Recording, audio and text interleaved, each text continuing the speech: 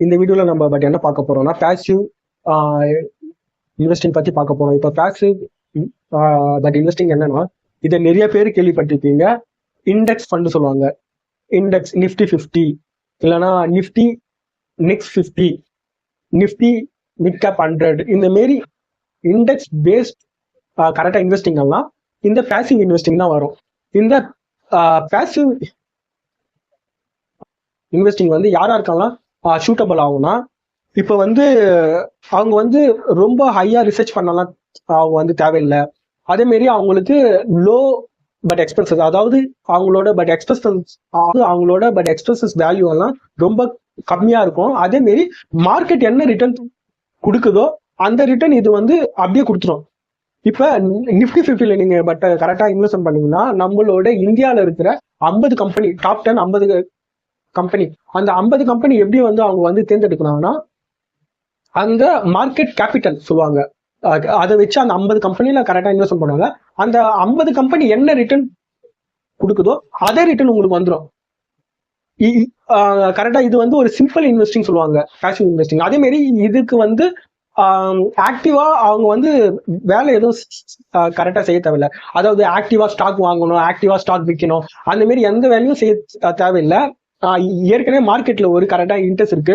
Nifty 50 ஒரு கரெக்டா interest, Nifty 50 இல்ல நிஃப்டி 100 ஏதோ ஒரு இன்ட்ரெஸ்ட் இருக்கு. அந்த கரெக்டா அந்த இன்டெக்ஸை இவங்க ஃபாலோ பண்றது மட்டும்தான் ஒரே வேலை.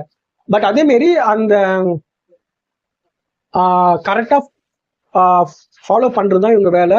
அதுல சில எல்லாம் இருக்கும், அதுல சிலலாம் இருக்கும். அதை அந்த சின்ன சின்ன தப்பெல்லாம் முடிஞ்ச அளவுக்கு கம்மி பண்ணி அந்த கரெக்டா இண்டெக்ஸ்ல ஃபாலோ பண்ணதுதான் அந்த ஃபண்ட் மேனேஜரோட வேலை இருக்கும். அவரோட வேலை கம்மியானதுனால நம்மளுக்கு கொடுக்குற எக்ஸ்பென்ஸ் ரேஷியோ ரொம்ப கம்மி.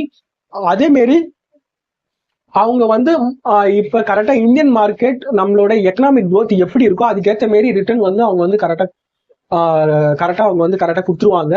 அதே மாதிரி இதுல ரிஸ்க்கும் ரொம்ப ரொம்ப கம்மி. ஏன்னா இந்தியாவில் இருக்கிற டாப் 50 கம்பெனி நல்ல லார்ஜ் கம்பெனி, கரெக்டா ஸ்டெடியான கம்பெனி. ஆனா அதெல்லாம் கீழே விழுத்துக்கு சான்ஸே இல்லை.